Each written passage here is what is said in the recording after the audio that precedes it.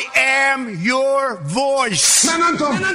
Nous sommes deux vieilles nations dans le monde. Le Royaume-Uni et la France. لن يتحقق لكم سلام بالعدوان وإن هذه الدماء بالدم تكون لعنة عليكم. نفديك يا أقصى. إن المعركة ليست معركة فرد وليست معركة جيش وإنما هي معركة شعب ومعركة أمة بأسرها. بيوتكم في انتظاركم، مساجدكم في انتظاركم، كنائسكم في انتظاركم، وهم لكم ولأولادكم.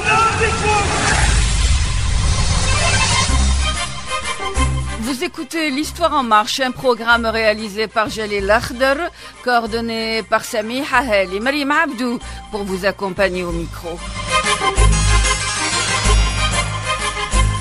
L'administration américaine a étendu à la CIA son vaste plan de départ volontaire. L'agence de renseignement extérieur a ainsi offert à tous ses employés la possibilité de quitter leur emploi tout en recevant leur salaire et leurs avantages sociaux pendant 8 mois. C'est ce qu'a indiqué le Wall Street Journal. Dans une déclaration précédente, Donald Trump évoquait ses relations passées avec le Bureau fédéral. Le FBI était une institution vraiment corrompue et j'en ai été la victime. Je m'en suis sorti, mais d'autres personnes ont vraiment été traitées de façon horrible. La proposition de départ volontaire s'inscrit dans la foulée de l'offre faite dès le 28 janvier à la majeure partie du personnel gouvernemental, soit quelques 2 millions d'employés, une initiative que des critiques ont associée à une purge. L'offre excluait cependant certaines catégories d'employés, dont ceux veillant à la sécurité nationale. Brian Briscoe, directeur du FBI par intérim, rappelle les missions qui lui sont assignées. Nous ne renoncerons jamais à notre mission, protéger les Américains et faire respecter la Constitution. Car ici, au FBI, nous sommes concentrés sur le boulot. Avec nous en ligne à partir de Washington, Monsieur Michael Shurkin. Merci d'accepter notre invitation. Vous êtes président fondateur du Surbros Global Strategy, ancien analyste politique à la CIA, expert en sécurité nationale américaine. Monsieur Michael Shurkin, l'administration américaine a étendu à la CIA son vaste plan de départ volontaire. Comment expliquer cette démarche? Bon, comme vous avez dit, c'est une purge politique. C'est-à-dire que le président, il est en colère contre ce qu'il appelle le deep state, l'état profond. L'impression que pendant sa première administration, que la bureaucratie, les professionnels, le deep state, l'état profond, l'a empêché à faire ce qu'il voulait faire. Donc, cette fois-ci, il a décidé de se venger contre ce deep state, cet état profond, en mettant en place une purge contre les professionnels de la bureaucratie fédérale. Mm-hmm. Et ça s'applique à tous les services du gouvernement fédéral, c'est-à-dire même l'IRS, c'est-à-dire de la fiscalité, oui, et le FBI, le CIA, etc. L'état profond se manifeste à travers les agences de renseignement aux États-Unis. Monsieur Michael Shurkin? Bon, il faut comprendre que l'état profond, ça donne l'impression qu'il y a une conspiration, qu'il y a un complot. Mm-hmm. Et ce n'était jamais ça. Mais il s'agit simplement des professionnels de la service civil qui sont accoutumés de de la loi. C'est-à-dire, on travaille, on respecte les lois, il y a des lois, il y a des choses qu'on peut faire, il y a des choses qu'on ne peut pas faire. Et si on nous demande de faire des choses qui sont hors de loi ou qui ne sont pas appropriées, ils mettent une certaine résistance. Et c'était ça. Donc, il n'y avait pas une conspiration. C'était plutôt des gens qui faisaient le boulot, qui faisaient le travail en respectant les règles, les procédures, les lois. Mais c'est ça qu'ils n'aiment pas. Est-ce qu'il serait aujourd'hui correct de penser qu'il y a une sorte de bras de fer entre l'administration des États-Unis, celle de Donald Trump, et l'État profond? Oui, mais j'insiste, l'état profond, c'est-à-dire, il n'y a pas une conspiration, mais c'est juste qu'il y a un bras de fer entre lui et la bureaucratie. Il veut vraiment refondre à sa manière, à sa guise. L'offre on va dire, ou la démarche exclut certaines catégories d'employés, dont ceux qui travaillent pour la sécurité nationale américaine. Quelques 10 000 employés de l'USAID ont également été mis en congé administratif. Donc, il y a une logique dans la démarche engagée par le président américain. Non, je crois pas qu'il y ait une logique, c'est juste... il réagit contre ceux qui l'ont embêté au passé. Comment? À quel moment? À quel moment? C'était dans son premier mandat. Alors, les gens qui l'ont déçu, donc, il se veut contre eux, il essaie de les défaire, ou punir même. Le 9 décembre 2016, c'était pendant son premier mandat, Monsieur Michael Shurkin. Le 9 décembre 2016, peu après son élection, Donald Trump attaquait, il vilipendait les agences de renseignement américaines, s'en prenant tout particulièrement à la CIA. Il a dit ceci: "These are the same people that said Saddam Hussein had weapons of mass destruction." Ce sont les mêmes personnes qui disaient que Saddam Hussein avait les armes de destruction massive, rajoutant « It's time to move and make America great again ». Il est temps de bouger ou de changer pour rendre l'Amérique grande encore. Est-ce qu'au final, c'est un projet qui date de son premier mandat et non une conséquence de la fin de son premier mandat? C'est vrai qu'en pour le CIA, oui, un certain mépris qu'il a prononcé, mais je crois que pour le reste, c'est plutôt le résultat de ses expériences.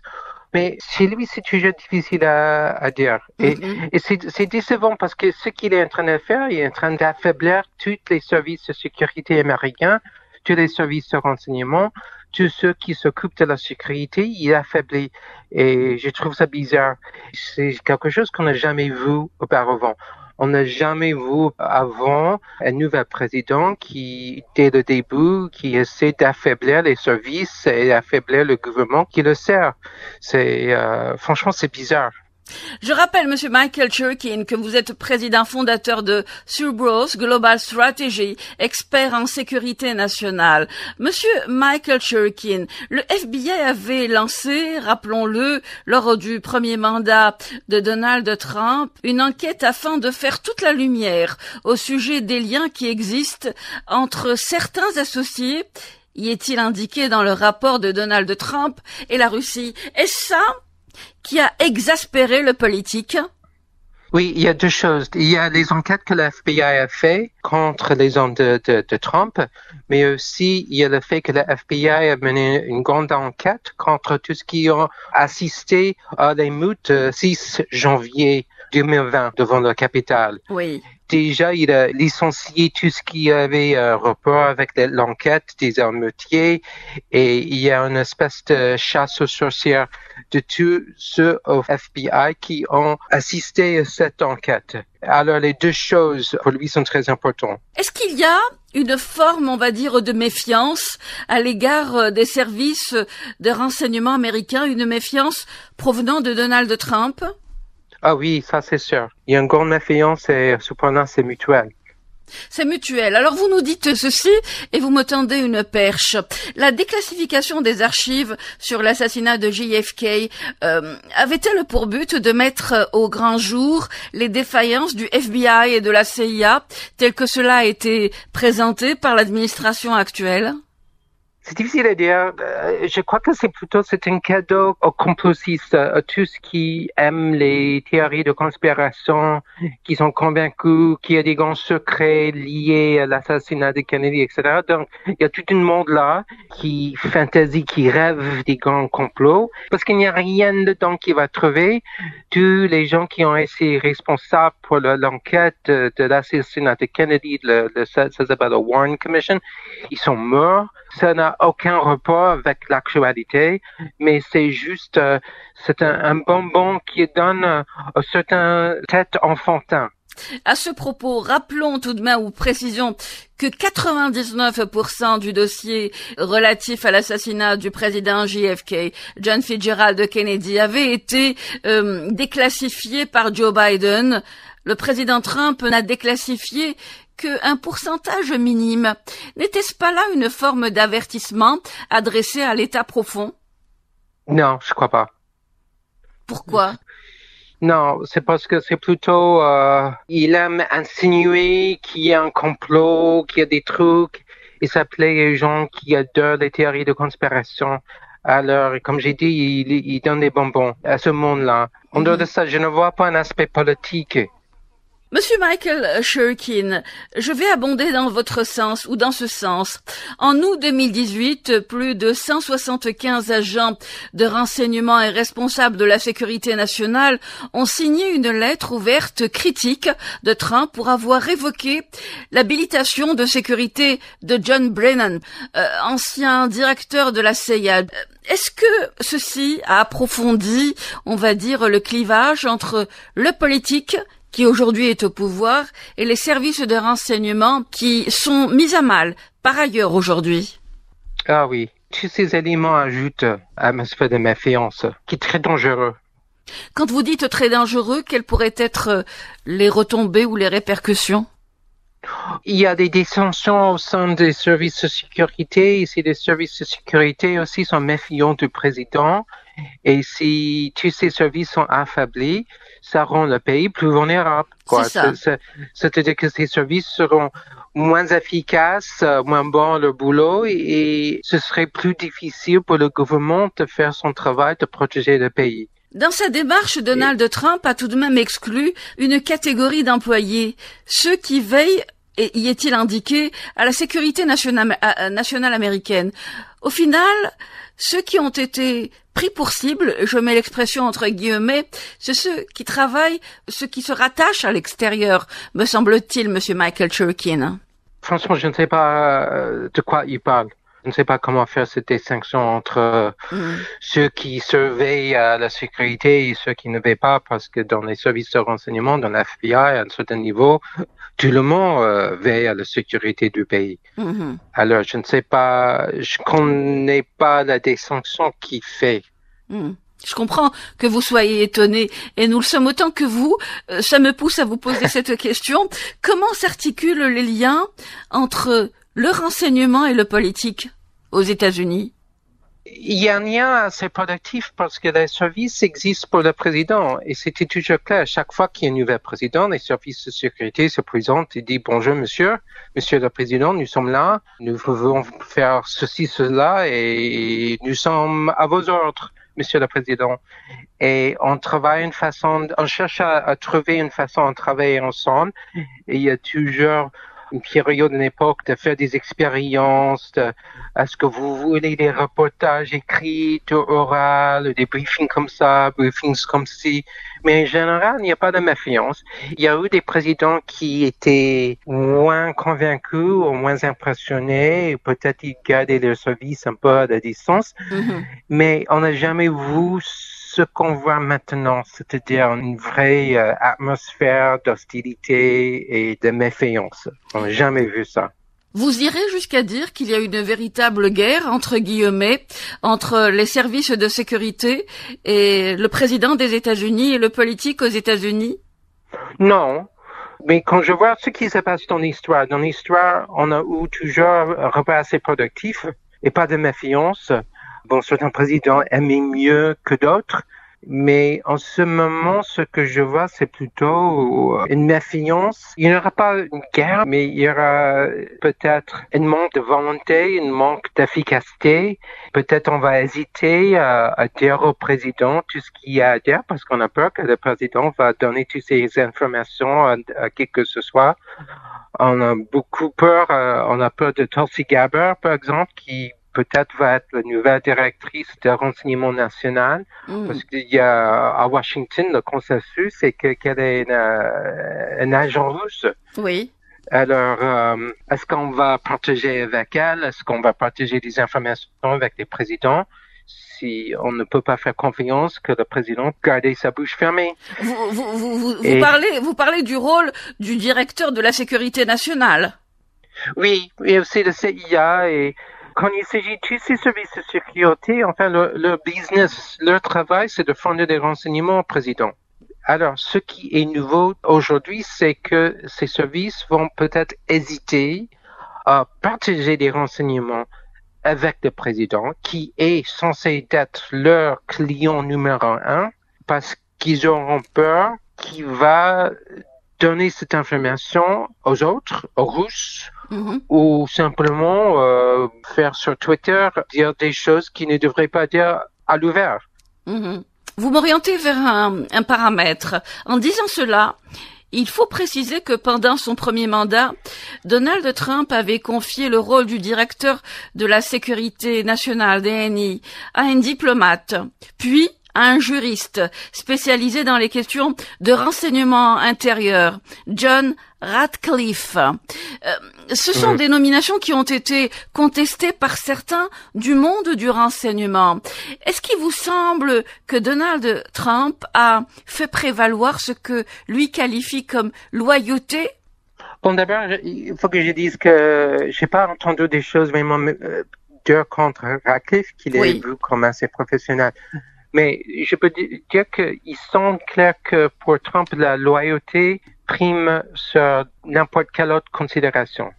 Alors, il ne s'intéresse pas à l'expérience, à l'expertise, aux qualités professionnelles en dehors de la loyauté. Donc, il y a les gens qui sont déjà dans son cercle, mais pour entrer dans ce cercle, il faut démontrer la loyauté. Ça fait un peu Louis XIV à Versailles. Il y a un jeu de politique, qui est dans le cercle, qui n'est pas dans le cercle, qui va chuter de la cercle. Et c'est différent, c'est vraiment différent. C'est une dynamique sans antécédent pour les États-Unis. Monsieur Michael Shurkin, aux yeux de certains observateurs, la CIA en l'occurrence a quelquefois échappé au contrôle du politique. Le politique n'avait pas de tout temps la main sur la CIA. Est-ce que ce ne serait pas ça ce qui est craint par l'actuel locataire de la Maison-Blanche? C'est vraiment difficile. C'est très rarement qu'on peut vraiment dire que le CIA est allé en dehors de la politique. Donc quand il y a eu, pardonnez-moi, je m'explique. Donc quand il y a eu Abu Ghraib, quand il y a eu l'Irak, quand il y a eu les fausses preuves qui ont été données à Colin Powell, etc., le politique était au courant? Ah oui, tout à fait. CIA ne faisait presque rien qui n'était pas aux ordres du président. Mais aussi avec cette histoire, avec les preuves sur l'Irak et Colin Powell, le CIA n'a jamais dit qu'il y a eu des programmes de mass destruction, comme on disait. On a montré des évidences, on a dit il se peut que. Et ils ont écrit le reportage et on lit de près les rapports. Il y a ce fameux National Intelligence Estimate à ce sujet. Et si on le lit de près, c'est clair que c'est loin d'être une conclusion à 100%. Il y a des indices qui disent oui, il y a des hésitations, etc., etc. Mais c'était le choix de la politique, c'était le choix du président, c'était le choix de l'administration de Bush de saisir de certains aspects de ce rapport pour dire que ces programmes existaient. C'est-à-dire, le CIA a écrit ce que le CIA a écrit. Mais ils ont décidé le politique a décidé. Oui, la politique a décidé d'ignorer toute la nuance qui se trouvait dans le texte de CIA. Voilà, le politique a décidé d'en faire l'usage qui lui convenait le mieux. Exactement, oui. Donc, je ne crois pas, on ne peut pas dire que les services de renseignement ont menti, mais malheureusement, on peut dire que l'administration Bush a menti. Ça, c'est d'autres choses. Monsieur Michael Shurkin, comment voyez-vous l'issue de cette fracture, ou en tout cas de ce qui se passe aux États-Unis, qui semble s'apparenter à une fracture entre le sécuritaire et le politique? Je ne sais pas. Et un partie du problème, c'est que le fait que nous sommes dans une situation qu'on n'a jamais vue auparavant aux États-Unis. Oui. Alors, je ne sais pas comment ça va se résoudre. Si vous qui êtes aux États-Unis ne voyez pas comment est-ce que les choses se présentent, comment est-ce que le reste du monde peut, dans ces conditions, voir ce qui pourrait se présenter demain? Je vous présente mes excuses. Non, je comprends parfaitement. Je suis désolé. Je comprends parfaitement, vous n'avez pas à vous excuser, c'est-à-dire que je m'interrogeais. Non, c'est choquant. C'est pas comme ça qu'il faut gérer les affaires et c'est inquiétant. C'est même inquiétant. Monsieur Michael Shurkin, merci infiniment d'avoir été avec nous et de nous avoir accordé de votre temps. Merci beaucoup, monsieur. Avec grand plaisir. Merci infiniment d'avoir répondu à mes questions. Merci. Michael Shurkin est président fondateur de Surbros Global Strategy, expert en sécurité nationale, ancien analyste politique de la CIA, et il était avec nous à partir de Washington.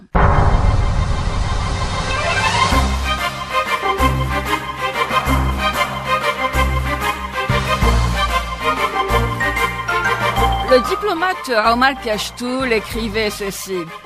Dans le paysage de l'information, deux types de nouvelles se distinguent. Celles qui captivent l'attention quotidienne des médias et celles plus discrètes qui circulent dans les cercles stratégiques, façonnant pourtant les équilibres géopolitiques à long terme. Ces dernières, souvent associées à des avancées technologiques ou des transformations diplomatiques majeures, sont les véritables catalyseurs des changements structurels internationaux. L'exemple est l'accord militaire récent entre la Turquie et le Pakistan. إن توقيع 13 اتفاقية بين تركيا وباكستان يعد مؤشرا مهما في علاقات البلدين. La Turquie qui relance ses relations avec la Syrie. Ahmed Shara évoque un pacte de défense avec Ankara. La Turquie est une amie du peuple syrien et était à ses côtés dès le début de la révolution. La Syrie ne l'oubliera pas et nous allons construire une relation stratégique qui convient à l'avenir des deux pays et des peuples de la région, si Dieu le veut. Avec nous en ligne à partir d'Istanbul, monsieur Ahmed Kavaz. Merci d'accepter notre invitation. Vous êtes ancien diplomate, enseignant à l'université d'Istanbul, au département des relations internationales et des sciences politiques. Monsieur Ahmed Kavaz, avant tout, cette récente déclaration, celle d'Ahmed Shara, qui évoque un pacte de défense avec la Turquie. De quelle nature pourrait être ce pacte de défense ? La Turquie avait beaucoup de relations avec les opposants du régime de Bachar el-Assad. Ils avaient des contacts avec la Turquie, surtout l'armée syrienne du Nord avait beaucoup de relations avec la Turquie et aussi Ahmed Shara. Il avait des relations depuis longtemps. Nous essayons avec la Syrie depuis 2000 de relations exemplaires, mais malheureusement, avec la dernière crise de 2011, nos relations s'est complètement presque coupées. La Turquie maintenant est devenue, comme dans la région, avec la Syrie, une relation traditionnelle, quoi. Plus apaisée, on va dire. C'est ça. Le président turc envisage, dit-il, de mettre sur rail un pacte de défense commun avec la Syrie. Qu'est-ce que ce pacte de défense commun pourrait avoir comme conséquence aussi bien sur la Syrie que sur la Turquie ? La Turquie a beaucoup de problèmes au cours de peut-être un demi-siècle avec les séparatistes qui sont en Turquie, en Syrie, en Irak aussi. La question était commune. Et actuellement, notre président Recep Erdogan, il a beaucoup de relations avec l'Irak, avec la Syrie, dans toute la région, au Moyen-Orient. Erdogan réétablit ses relations au cours de 24 dernières années. Vous avez parlé de l'Irak, vous avez parlé de la Syrie, vous dites également renforcer des relations dans toute la région, en tout cas avec les pays de la région. Mais précisons tout de même qu'en toile de fond, il y a la question kurde, n'est-ce pas ? Pour la Turquie, cette question a été créée par surtout les Européens. Et la Turquie n'accepte jamais une question kurde parce que la Turquie, dans sa politique intérieure et extérieure, n'a jamais vu une question kurde parce que les Turcs et les Kurdes vivent ensemble depuis au moins millénaires sans problème. C'est deux peuples frères et aussi on partage les mêmes valeurs. Comment on peut dire il y a une question? Vous êtes en train de nous dire que le peuple kurde et le peuple turc partagent les mêmes valeurs et donc la question kurde est un concept politique qui a été imposé par l'Occident. C'est ce que je dois entendre. Bien sûr. Pourquoi les Européens insistent beaucoup sur cette question au lieu de dire autour du monde il y a combien de terres appartiennent par exemple à la France, Nouvelle-Calédonie, à Mayotte, Guadeloupe, Martinique. Il y a plusieurs régions qui les habitants ne sont pas d'origine française et ils n'ont aucun contact avec la France, ni historiquement, ni traditionnellement. Mais la France ne parle jamais une question de Nouvelle-Calédonie, mais toujours, on parle de questions kurdes au Moyen-Orient. Je le disais en ce début d'entretien, Ahmed al-Shara envisage un pacte de défense avec le président turc Recep Tayyip Erdogan. Erdogan appuie cette démarche. Ce pacte pourrait-il permettre, et là je vous pose naturellement la question, pourrait-il permettre à Ankara d'établir de nouvelles bases aériennes en Syrie? Est-ce que Ankara envisage également l'utilisation de l'espace aérien syrien à des fins militaires, par exemple? Ça dépend si les deux pays signent des accords bilatéraux, pourquoi pas, parce que la colonisation française ou anglaise séparait différents pays. Sinon, les deux côtés. Il y a des Arabes en Turquie, il y a des Turcs en Syrie. Nos valeurs sont pareilles et aussi la Syrie qui demande l'aide toujours de la Turquie et la Turquie répond à ces demandes. Au-delà des valeurs, la Turquie mène une politique qualifiée de pragmatique. Pragmatisme, ça commence à la maison, au quartier, à la ville, au pays et aux voisins. Et plus loin des pays où nous avons des pragmatismes, c'est normal mais essentiel. Mais on ne peut pas être pragmatiste de son côté. Ça veut dire que pragmatisme, si ça existe entre les deux côtés. Par exemple, quand la colonisation française commençait en Algérie, les Français, ils ont tout d'abord commencé à envoyer les Ottomans dernièrement venus en Algérie vers la Syrie. Et les Algériens s'étaient métissés avec les Ottomans. Et on ne sait pas aujourd'hui combien de centaines de millions d'origines algériennes existent en Syrie. Ça veut dire que nos relations avec la Syrie et aussi nos relations avec les Algériens de Syrie. Et les relations avec l'Algérie. Bien sûr. La Turquie occupe une position géographique cruciale à la croisée de l'Europe, du Moyen-Orient et de la mer Noire, une position qui en fait ou qui fait de la Turquie un membre clé pour les missions de sécurité et de défense des frontières, notamment orientales de l'OTAN. Comment envisager dans ces conditions la combinaison de tous ces facteurs, monsieur Ahmed Kavas? Dès le début du XXe siècle, les Européens, ils ont voulu isoler la Turquie avec le Moyen-Orient et la Turquie n'arrivait même pas à se défendre avec ses propres moyens. Ça veut dire que la fabrication des armes, de sa défense, toujours on est un peu bloqué et on dépend aux pays. Chaque fois que les pays européens nous donnaient ou pas des armes, la Turquie était, par exemple, pour le problème de Chypre du Nord, nous étions complètement bloqués et à ce moment-là, la Turquie a décidé de se défendre avec ses moyens. Et aujourd'hui, la Turquie a à peu près 3500 usines de fabrication d'armes et aussi aujourd'hui avec la fabrication de drones. Ça veut dire que la Turquie est devenue maintenant parmi les pays producteurs du monde entier qui fabrique ses armes. Monsieur Ahmed Kavas, je rappelle que vous êtes diplomate turc, vous êtes actuellement enseignant à l'université d'Istanbul au département des relations internationales et des sciences politiques. Vous me tendez une perche à propos de défense et de fabrication d'armement, monsieur Ahmed Kavas. La Turquie et le Pakistan signent un accord militaire visant à développer une nouvelle génération de drones et des avions de combat, 7e génération me semble-t-il, je parle sous votre contrôle, des avions de combat Khan. Quel en serait l'objectif, monsieur Ahmed Kavas, de cette alliance pakistano-turque? Il y a 20 ans, même un peu plus, chaque fois, quand on parlait de nos amis au monde entier, les Pakistanais étaient les premiers pays. On disait comme ça, le Pakistan et la Turquie, ce sont deux pays frères pour la fabrication comme Khan depuis quelques années.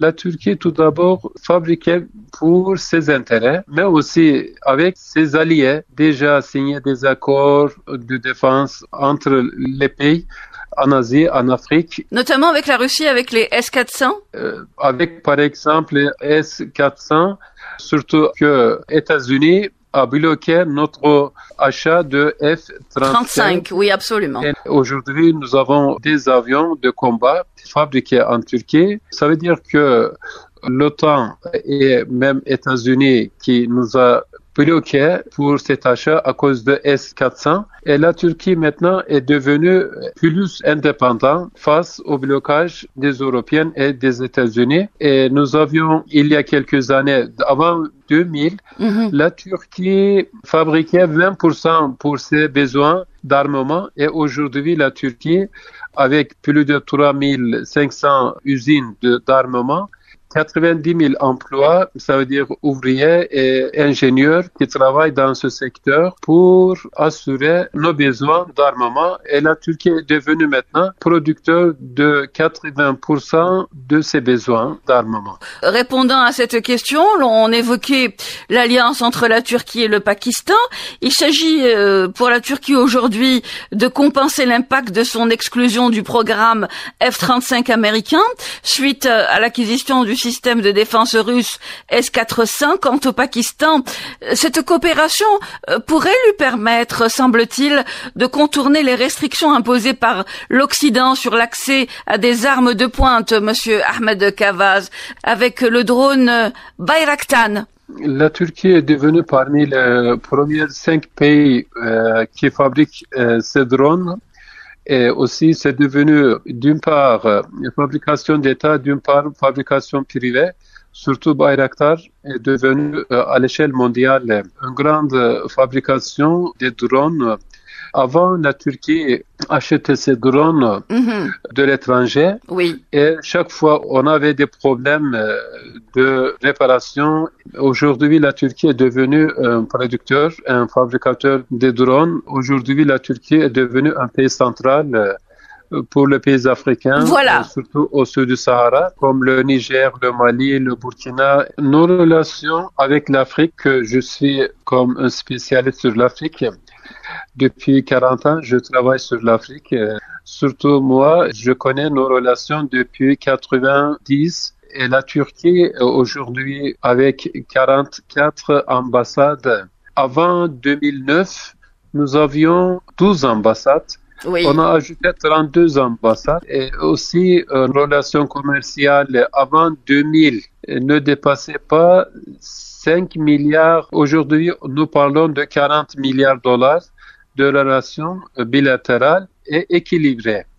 À peu près 20 millions de dollars en achetant, important de l'Afrique et exportant à peu près la même dimension. 20 milliards de dollars. Export 20 milliards de dollars, import au total plus de 40 milliards de dollars. Monsieur Ahmed Kavaz, vous avez été, je le précise à nos auditeurs, diplomate dans plusieurs pays en Afrique, notamment au Sénégal, n'est-ce pas? Oui, j'étais tout d'abord au Tchad 2013. Après, j'étais au Sénégal 2020, 2 fois ambassadeur. Et j'avais beaucoup de missions en Afrique dans d'autres pays. Monsieur Ahmed Kavaz, aujourd'hui, est-ce qu'il s'agit pour la Turquie d'atteindre on va dire une indépendance technologique afin de constituer une sorte de pôle diplomatique? Tout d'abord, la Turquie a voulu pour elle-même une indépendance technologique et aujourd'hui, la Turquie encourage les pays amis et alliés pour fabriquer les mêmes, comment on dit, produits comme drones et aussi nous avons en Afrique des usines d'agroalimentation. Jusqu'à présent, c'est plus de 100 milliards de dollars d'investissement en Afrique déjà finalisé. Alors, vous avez parlé de drones. La Turquie exporte des drones vers les pays africains, mais précisons que la technologie n'est pas exportée par ailleurs, monsieur Ahmed Kavaz. Elle reste entre les mains de la Turquie. La Turquie, maintenant, essaye de encourager les pays amis pour qu'ils fabriquent aussi leurs drones. Ça veut dire que Turquie veut partager ses expériences. Tout à l'heure, nous parlions du bloc turco-pakistanais.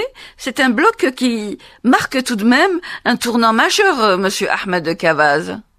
Et notre histoire, comme l'Afrique du Nord, comme l'Algérie et Miller, la même chose pour le Pakistan aussi, parce que notre histoire, origine Asie centrale, au sud le Pakistan, vers l'ouest la Turquie actuelle. Oui. Et nous avons des histoires communes. Et notre amitié, pas une amitié récente, quoi. Est-ce que l'on doit, dans ces conditions, parler d'une nouvelle ère pour les équilibres de pouvoir au Moyen-Orient? La Turquie tisse des relations avec la Syrie, crée des liens militaires avec le Pakistan, jette des ponts avec l'Irak. Est-ce que l'on doit parler d'une nouvelle ère pour les équilibres de pouvoir au Moyen-Orient?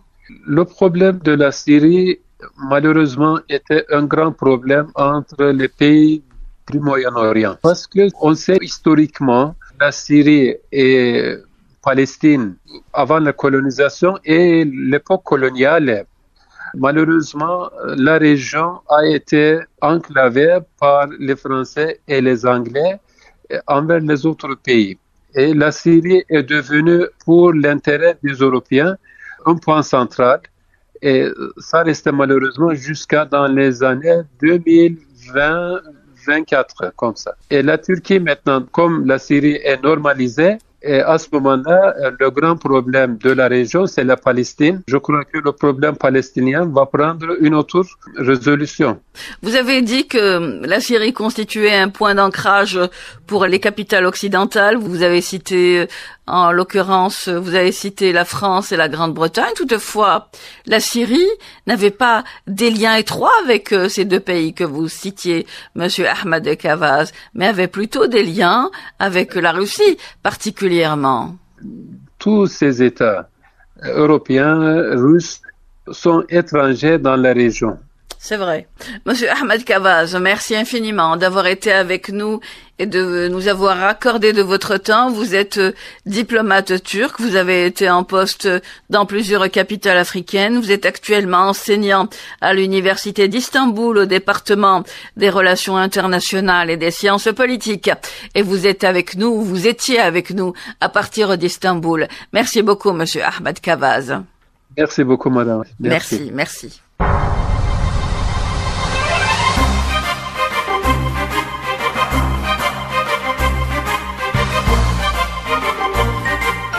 Un groupe de législateurs républicains à la Chambre des représentants aux États-Unis vient de présenter un projet de loi au Congrès qui porte sur la substitution du nom de la Cisjordanie par un nom juif attribué à cette région, indiquent les congressistes. Cette loi vise surtout à soutenir l'entité d'occupation pour contrôler les territoires qu'ils occupent militairement depuis 1967.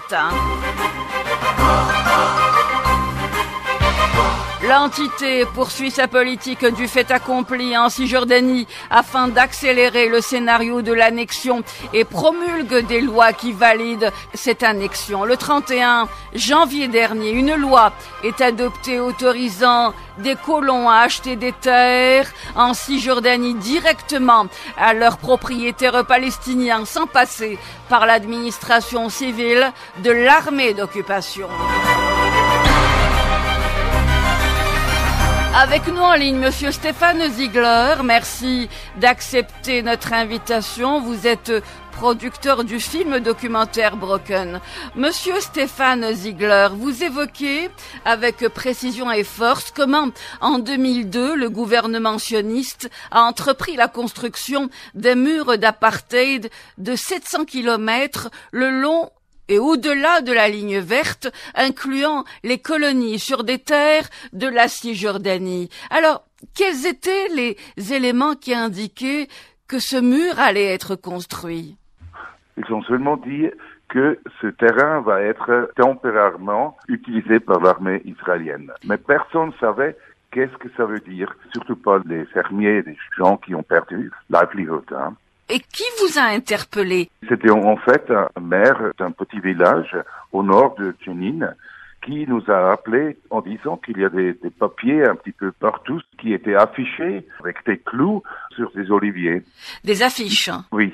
Et sur ces affiches, on pouvait lire qu'un mur allait être... Non, en fait, ils ont seulement dit que la terre ici va être temporairement utilisée par l'armée israélienne. Pendant une année, on ne savait pas du tout de quoi il s'agissait. Mais vous avez quand même été, on va dire, apeuré par cette décision ou par cette démarche? Dans les territoires cisjordaniens, même à Gaza, quand le militaire israélien fait des choses, on ne sait pas du tout de quoi il s'agit. C'était déjà pas clair. Broken est un voyage à travers 3 continents à la rencontre des juges de la Cour internationale de justice. Aujourd'hui, il en est beaucoup question. De diplomates, d'experts. Qui avez-vous rencontré et que vous ont dit les juges, les diplomates et les experts que vous aviez rencontrés? En premier, il faut dire que les juges ont pris le plus de temps pour notre film. Ils ont au moyen, les 3 juges, ils ont au moyen pris 1 année et demie pour faire une recherche sur moi et sur ma production. Parce que c'est pas normal que les juges parlent aux médias, etc. Sauf dans ce cas, les juges, ils ont pris ça dans leurs propres mains 14 ans plus tard. Et ça inclut aussi des experts. Pour les juges, on était vraiment étonnés. Vous étiez étonnés parce que vous ne pensiez pas que les juges allaient se prononcer sur ce sujet. Eux, ils ont donné des commentaires. Et normalement, les commentaires des juges internationaux, ils les rendent publics et ça fait partie aussi du jugement en appendice. Vous étiez étonné par cette démarche, par la démarche des juges qui, voyant qu'en dépit des décisions qui ont été prises, le mur allait être construit. Et donc, ils se sont prononcés à cet égard, Monsieur Ziegler. Ils ont se prononcé même sur, quelquefois, comment on pourrait faire les choses différemment dans la loi internationale maintenant. Mais c'est très rare. On ne trouve pas normalement dans les documentaires. Ils ne parlent pas d'un commentaire, comment on pourrait faire les choses différemment, etc. Mais eux, je pense qu'ils s'étaient vraiment pris par le fait qu'il n'y avait aucun mouvement pour inclure les conclusions du cours. Sans doute que vous l'aviez compris, Monsieur Ziegler, puisque vous vous questionnez comment expliquer que 2 résolutions de l'ONU et l'avis de la Cour internationale de justice puissent être à ce point ignorés par l'ensemble de la communauté internationale. Est-ce ceci, le fait que des résolutions, que des avis aient été ignorés par la communauté internationale, que des juges et des diplomates aient décidé de se prononcer dans votre documentaire Broken? Avec tout ce qu'on a rassemblé, avec tous les chercheurs et travaillé sur le film avec les juges et les autres, vous avez déjà donné réponse. C'est le fait que, dernièrement, c'est la communauté internationale qui devrait agir. Et eux, ils ont fait rien du tout. Alors, c'est comme à Gaza maintenant, la communauté internationale ne veut pas faire. C'est ça le problème. Le mur a été construit en 2002. En 2004, vous avez espéré naïvement, dites-vous, voir la fin de l'histoire du mur et son démantèlement. Vous dites naïvement pourquoi? On a un cours international, on a les avis, et après, il ne se passe rien du tout, sauf un petit peu comme le projet que j'avais à Ramallah, qui se concentrait sur la recherche ou le monitoring du mur. Mais autrement, rien du tout. Alors, pour ça, on a dit, on était déçus, mais en fait, on sait toujours un petit peu comment les acteurs se comportent. Mais maintenant, je pense que c'est nous. Ce n'est plus les États. Les États, ils font rien du tout qui est outre de leur intérêt. Quand vous dites nous, c'est la population, c'est les humanitaires, c'est qui précisément? Ça, c'est la société civile, si vous voulez, les organismes multinationaux, etc. Aussi, surtout les grands ONG et les think tanks qui devraient agir. Monsieur Stéphane Ziegler, merci infiniment d'avoir été avec nous et de nous avoir accordé de votre temps. Merci beaucoup, monsieur. Merci à vous. Au revoir. Merci. Au revoir, monsieur Stéphane Ziegler. Stéphane Ziegler est réalisateur, producteur du film documentaire Broken, un voyage palestinien dans le droit international.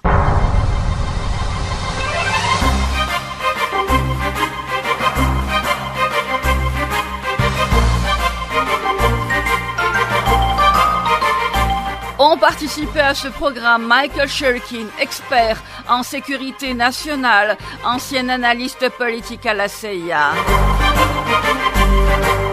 Ahmed Kavaz, ancien diplomate, enseignant à l'Université d'Istanbul, au département des relations internationales et des sciences politiques. Stéphane Ziegler, producteur du film documentaire Broken. L'Histoire en marche a été réalisée par Jalil Akhdar, coordonnée par Sami Haheli, Mariam Abdou. Vous a accompagné au micro, j'aurai le plaisir de vous retrouver jeudi prochain à partir de 17h. Merci de votre fidélité, à très bientôt, Inch'Allah.